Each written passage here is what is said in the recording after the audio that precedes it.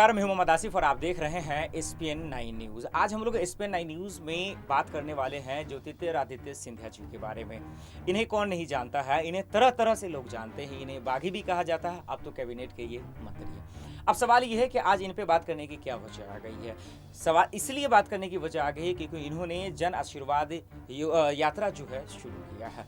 अब इसका क्या मतलब है, क्योंकि ये तो जो है आपने देखा कि किस तरह से इंदौर में, मध्य प्रदेश में ये शुरू हुआ है, लेकिन सवाल ये है कि यूपी में चुनाव है। अब भारतीय जनता पार्टी ने भी जो है आशीर्वाद योजना शुरू कर दिया है, यात्रा शुरू कर दिया है।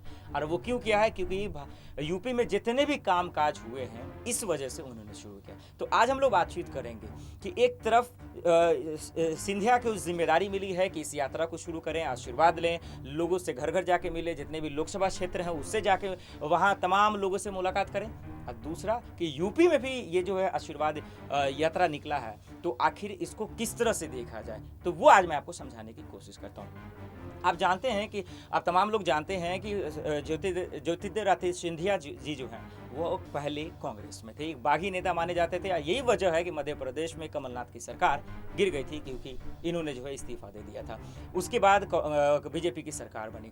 अब उन्होंने इस मौजूदा हालात में जो कामकाज लिया है, उन्हें जो है एक बड़ी जिम्मेदारी मिली। आप जानते हैं कि जब पीएम मोदी की नई कैबिनेट मंत्री बनी, विस्तार हुआ, तो उसमें इनको जगह मिला, इनका प्रमोशन हुआ।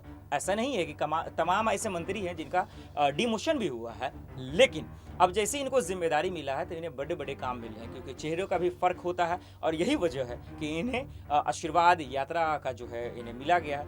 अब लोगों से जाकर ये बातचीत कर रहे हैं, लेकिन इसको अब हम लोग कनेक्ट करते हैं यूपी चुनाव से कि कई ऐसे नेता हैं जब आशीर्वाद लेने जा रहे हैं तो उन पर हमला किया जा रहा है। हमला करने वाले कौन है? आप जानते हैं कि देश में 8 महीने से ज़्यादा दिन का वक्त हो गया है और देश के कई ऐसे किसान नेता हैं जो प्रोटेस्ट कर रहे हैं, जो धरना प्रदर्शन कर रहे हैं, चाहे वो सिंघू बॉर्डर हो, टिकरी बॉर्डर हो या फिर गाजीपुर बॉर्डर हो। और यूपी के कई ऐसे इलाके, हरियाणा के इलाके हैं, गांव है, जिले हैं, जहां आज भी प्रोटेस्ट चल रहे हैं। और इतना ही नहीं, 5 सितंबर को बहुत बड़ा जनसैलाब रणनीति बनने वाला है कि मुजफ्फरनगर में यूपी के किसान इकट्ठा होने वाले हैं। ये रणनीति बनाने वाले हैं कि भारतीय जनता पार्टी को किस तरह से यूपी में हराना है। यही वजह है कि भारतीय जनता पार्टी ने जन आशीर्वाद यात्रा शुरू किया है, ताकि लोगों से मुखातिब हो सके, लोगों से बातचीत कर सके। इसलिए बीजेपी के राष्ट्रीय अध्यक्ष जेपी नड्डा जी ने तमाम सांसदों, विधायकों और कार्यकर्ताओं को उनको जो है ये निर्देश दिया है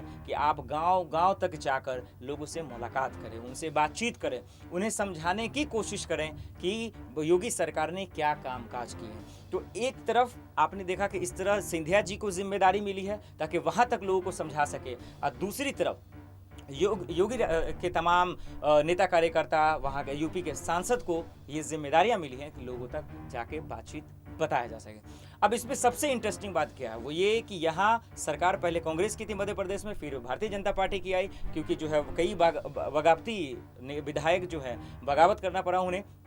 लेकिन यूपी में इलेक्शन है, तो यहाँ एक अलग चीज़ है, यहाँ एक अलग चीज़ है। और इस बीच में सबसे बड़ी बात यह है कि यूपी में लोग नाराज हैं, किसान नाराज हैं, क्योंकि उन 3 नए कृषि कानून को लेकर वो धरना प्रदर्शन कर रहे हैं। तो यहाँ अलग है, यहाँ अलग है। अब देखना ऐसे में ये होगा कि ये जो जिम्मेदारी मिली है, खास करके कई सांसदों को जिम्मेदारी मिली है, तो बेहतर काम कौन कर पा रहा है? सिंधिया जी करेंगे या फिर यूपी में जो तमाम सांसद, नेता, कार्यकर्ता हैं वो करेंगे? ये भी इन तमाम लोगों के लिए बहुत बड़ी जिम्मेदारी और चुनौती है, और जवाब देना होगा अमित शाह जी को, जेपी नड्डा जी को और देश के प्रधानमंत्री नरेंद्र मोदी जी को।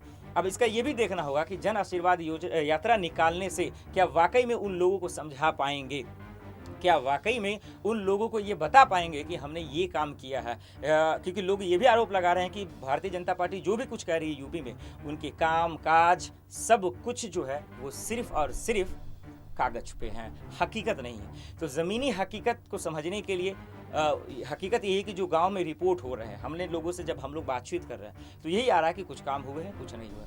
अब देखना ये होगा कि आरोप प्रत्यारोप के दावे तो लगते ही रहते हैं, हकीकत तो पता चलेगा जब 2022 का चुनाव होगा। फिलहाल के लिए इतना ही, बाकी खबरों के लिए देखते रहें SPN 9 न्यूज़। नमस्कार।